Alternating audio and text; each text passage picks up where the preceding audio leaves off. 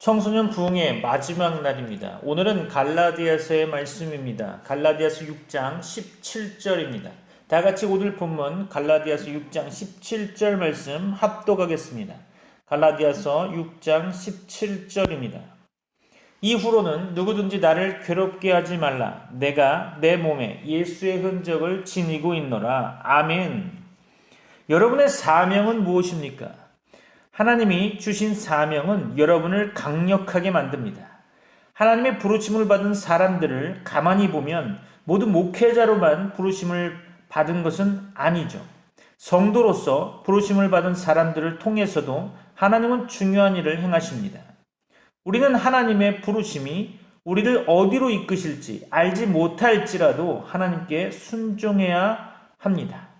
부르심을 따라가는 길은 언제나 어둡지만 그 길을 밝게 하는 것은 한 번에 한 걸음을 내디딜 수 있는 용기를 주는 작은 신앙의 빛에서부터 시작되는 거죠. 부르심을 통해 우리 주의를 사로잡은 이후엔 늘 침묵이 찾아옴을 성경을 통해 확인할 수 있습니다. 하나님은 작고 세미하고 부드러운 음성으로 말씀하시기 때문에 그 음성에 담긴 메시지를 듣기 위해서는 주의를 집중해서 들어야 합니다. 하나님의 부르심은 결정적이고 확실하며 강력합니다. 또한 부르심은 지속적이므로 언제나 우리를 부르고 계시는 거죠. 여러분이 하나님의 부르심에 응답할 때 특이하고 잊을 수 없는 순간이 찾아올 수도 있습니다. 거듭해서 찾아오는 이런 순간은 당신의 길을 인도할 것이며 여러분의 길을 인도할 것이며 계속해서 부르고 계시다는 그 확신을 갖게 할 것입니다. 하나님의 부르심에 응하여 나아가려는 사람은 순종할 각오를 하고 두려운 마음으로 나아가야 할 것입니다. 하나님께서는 우리를 주목하시고 우리의 의식 안으로 들어오셔서 여러분 스스로를 하나님께서 부르고 계신다는 것을 인지할 수 있도록 깨달을 수 있도록 계속적으로 말씀하십니다. 우리를 하나님의 창조적 사역에 동참하게 하심이 우리 삶의 질을 얼마나 높일지 상상할 수 있겠습니까? 하나님은 여러분에게 관심을 갖고 계시며 여러분이 속한 세상을 변화시키기 위한 하나님의 계획 가운데 여러분이 동참하기를 원하고 계십니다. 여러분에게 하나님의 은혜가 풍성하기를 축원합니다. 오늘 말씀의 제목은 예수의 흔적이라고 정해보았습니다. 그 제목에 나타난 것처럼 예수님의 흔적에 대해 오늘 우리는 성경 말씀 속에서 살펴보려고 합니다. 바울은 갈라디아 교회에서 편지하면서 중요한 고백을 하죠. 바로 예수의 흔적을 지녔다는 겁니다. 그럼 예수의 흔적이 무엇일까요? 여러분에게 그 예수의 흔적이 있기를 바라는 마음으로 오늘 갈라디아서 전체를 살펴보려고 합니다. 첫째로 예수의 흔적의 원인은 복음 때문이죠. 오늘 본문에 속한 갈라디아서 1장 8절 말씀 볼까요? 그러나 우리나 혹은 하늘로부터 온 천사라도 우리가 너희에게 전한 복음 외에 다른 복음을 전하면 저주를 받을지어다. 아멘. 그렇죠. 확실한 복음으로 말미암아 예수의 흔적을 갖게 되는 거죠. 그럼 복음이란 무엇일까요? 예수가 그리스도라는 것이 바로 복음입니다. 그리스도는 뭘까요? 기름을 부음 받은 자라는 의미를 가지고 있죠. 구약에서는 기름 부음 받은 직분이 세 직분이 나옵니다. 왕과 제사장, 선지자죠. 다시 말해서 예수님은 그리스도로 세 직분을 감당하셨다는 거죠. 예수님은 이 땅에 만왕의 왕으로 오셨습니다. 그래서 이 땅의 왕 노릇하는 사단의 세력을 멸하셨죠. 요한일서 3장 8절이죠. 죄를 짓는 자는 마귀에게 속하나니 마귀는 처음부터 범죄함이라. 하나님의 아들이 나타나신 것은 마귀의 일을 멸하려 하심이라. 아멘. 예수님은 이 땅에 대제사장으로 오셨다는 거죠. 그래서 이 땅의 모든 인류의 죄를 담당하셨습니다. 마가복음 10장 45절이죠. 인자가 온 것은 섬김을 받으려 함이 아니라 도리어 섬기려 하고 자기 목숨을 많은 사람의 대속물로 주려 함이니라. 아멘. 예수님은 이 땅에 참 선지자로 오셨습니다. 그래서 이 땅에 많은 구원받은 하나님의 백성들을 하나님 나라로 인도하셨죠. 요한복음 14장 6절입니다. 예수께서 이르시되 내가 곧 길이요 진리요 생명이니 나로 말미암지 않고는 아버지께로 올 자가 없느니라. 여기서 우리가 알아야 할 것은 예수님으로 말미암아 구원을 받았다고 하는데 과연 구원은 무엇일까요? 10원에서 1원 뺀 것이 구원이라고 하는 친구는 없겠죠. 그 친구들과는 어울리지 마십시오. 수준이 낮아요. 오늘 예수 그리스도로 말미암은 구원에 대해 성경에서 말씀하는 바를 기억하고 여러분의 삶 속의 기도 제목으로 여겨서 다니엘과 같은 성경 속 인물처럼 시간을 정하고 기도하는 하나님의 군사가 되기를 소망합니다. 에베소서 2장 1절로 8절 말씀 봅니다. 그는 허물과 죄로 죽었던 너희를 살리셨도다. 그때 너희는 그 가운데서 행하여 이 세상 풍조를 따르고 공중의 권세 잡은 자를 따랐으니 이놈이 바로 마귀죠. 곧 지금 불순종의 아들들 가운데서 역사하는 영이라. 그렇죠. 전에는 우리도 다 그 가운데서 우리 육체의 욕심을 따라 지내며 육체와 마음에 원하는 것을 하여 다른 이들과 같이 본질상 진노의 자녀이었더니 긍휼이 풍성하신 하나님이 우리를 사랑하신 그 큰 사랑을 인하여 허물러 죽은 우리를 그리스도와 함께 살리셨고 너희는 은혜로 구원을 받은 것이라.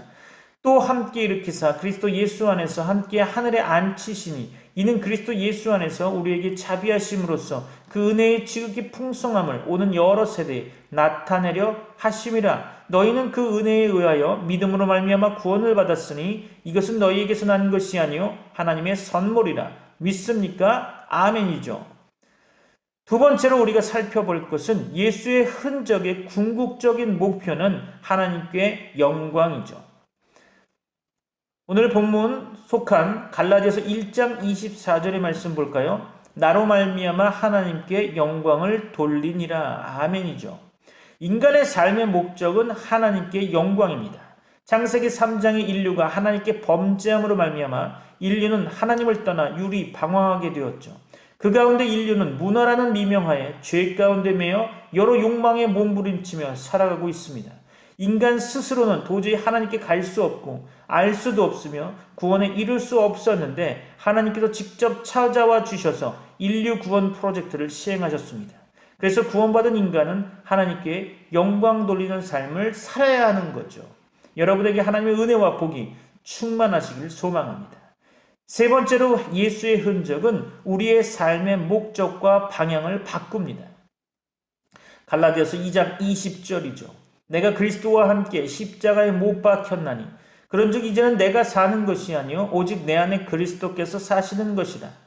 이제 내가 육체 가운데 사는 것은 나를 사랑하사 나를 위하여 자기 자신을 버리신 하나님의 아들을 믿는 믿음 안에서 사는 것이라. 아멘. 그렇죠. 이러한 바울의 고백이 오늘 우리의 고백이 되기를 기대합니다. 요즘 세상에 나와 있는 공포 영화가 현대의 그리스도인들을 나타내는 것이 아닌가 생각될 때가 있습니다. 예전의 공포물에 등장하는 드라큘라, 이런 인간의 피를 먹고 사는 흡혈귀죠. 현대의 그리스도인들이 구원을 위해 예수 그리스도의 피만을 필요해서 예수의 피만 취하고 삶은 엉망인 경우가 많이 있어 보입니다. 여러분의 삶을 점검해 보아야겠죠. 또한 좀비 영화가 영화계에 흥행의 바람을 일으키고 있습니다. 죽었지만 죽지 않은 그 인간, 방금 읽은 본문의 말씀처럼 내가 그리스도와 함께 십자가에 못 박혔나니 이제는 내가 사는 것이 아니요 오직 내 안에 그리스도께서 사시는 것인데, 십자가에서 죽지 않고 매달려 있는 기독교인들, 엄청 고통스럽고 처절한 가운데 세상에 영향력도 끼치지 못하고 아울러 자유롭지도 않은 생활을 하면서 좀비처럼 죽었는데 죽지 않아서 인류에게 해가 되는 그런 존재로 살아가는 이 아픈 현실을 어떻게 생각해야 됩니까? 어디서부터 잘못된 것일까요? 우리는 뱀파이어나 좀비가 아닌 진정으로 내가 죽고 예수만이 드러나는 신앙으로 살아갈 수는 없는 걸까요? 우리의 노력과 의지로는 안 되는 거겠죠. 그래서 하나님의 성령이 내주하시겠다고 하는 거예요. 우리 안에 들어오시겠다는 거죠. 그리고 그분이 인도하시겠다는 거죠. 그리고 그분의 역사함으로 말미암아 우리가 하나님의 자녀로서 정말로 이 땅에 뱀파이어나 좀비처럼 살아가지 않고 하나님이 원하시는 삶으로 살아갈 수 있다는 거죠. 우리의 의지가 아닌 성령의 도우심으로 우리는 우리의 삶을 바꿔나갈 수 있습니다. 세상에 영향력을 미치는 하나님의 군대가 되길 소망합니다. 네 번째로 예수의 흔적은 성령의 약속을 통한 믿음의 표현입니다. 갈라디아서 3장 14절이죠. 이는 그리스도 예수 안에서 아브라함의 복이 이방인에게 미치게 하고 또 우리로 하여금 믿음으로 말미암아 성령의 약속을 받게 하려 함이라. 믿음으로 말미암은 성령의 약속, 그것이 예수의 흔적에 대한 표현이겠죠. 다섯 번째로 예수의 흔적은 그리스도와의 연합을 의미하는 것이죠. 자, 3장 27절입니다. 누구든지 그리스도와 합하기 위하여 세례를 받은 자는 그리스도로 옷 입었느니라. 아멘이죠. 세례의 의미는 무엇일까요? 성경에서 나타난 세례의 의미를 세 가지로 나타내 본다면 첫째로 죽음입니다. 우리는 그리스도와 함께 십자가에서 죽은 자들입니다. 오로지 예수 그리스도만이 우리의 삶을 통해 드러나야 할 것이죠. 둘째로 죄 씻음입니다. 이는 회개의 의미로 하나님께 나아가는 자는 반드시 죄 문제를 해결해야 하는데 세례가 바로 그 역할을 한다는 거죠. 예수님도 세례 요한에게 세례를 받고 사역을 시작하게 됩니다. 마지막 세 번째로 부활입니다.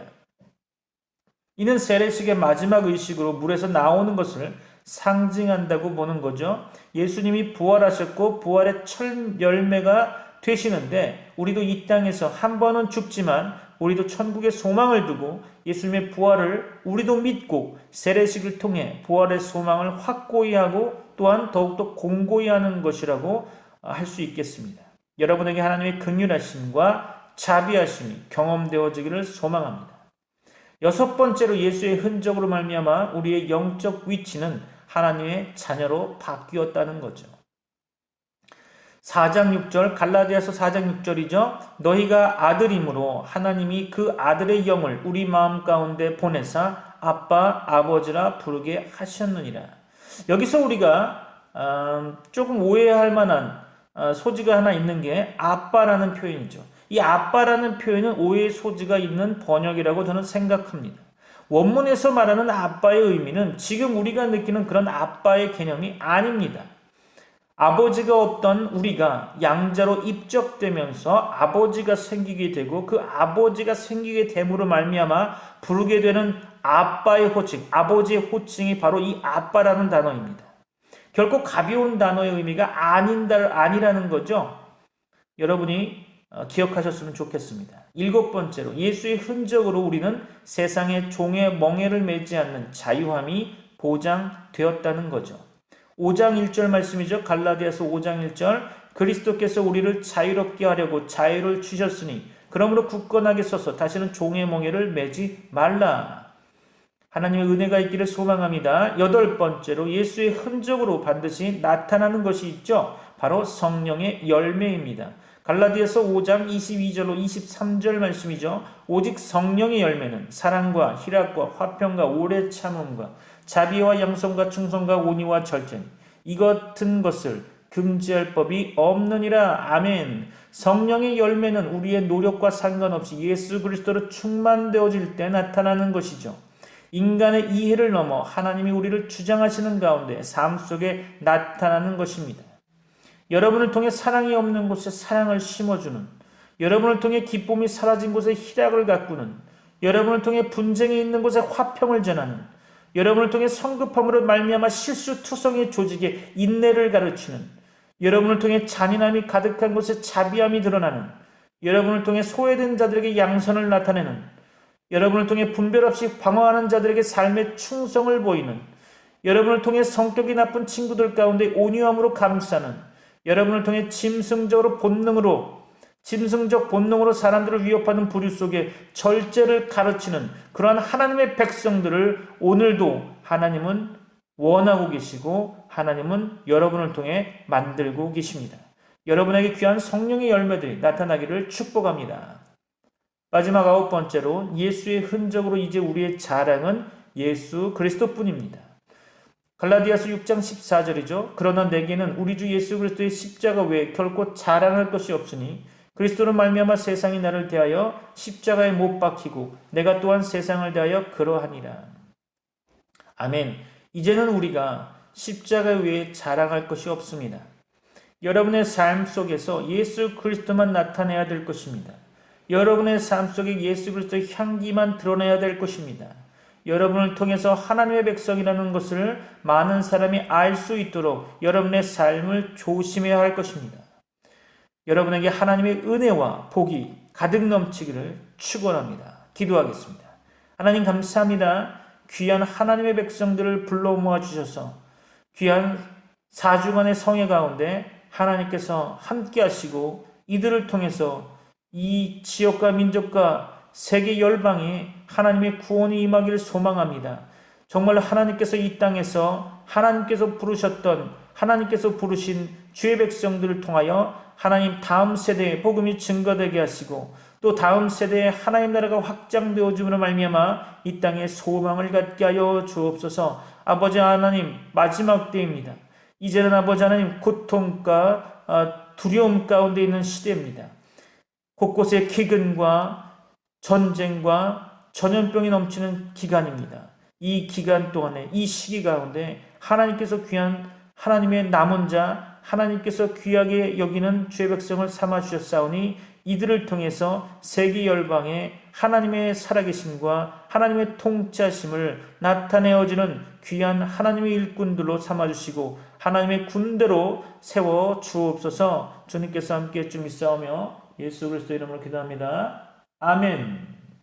이제는 우리 주 예수 그리스도의 은혜와 하나님의 사랑과 성령님의 교통하심이 오늘 말씀을 들은 주의 백성들 가운데, 다음 세대 가운데, 예수의 흔적을 지닌 주의 백성들 가운데 이제부터 영원토록 함께 있을지어다. 아멘.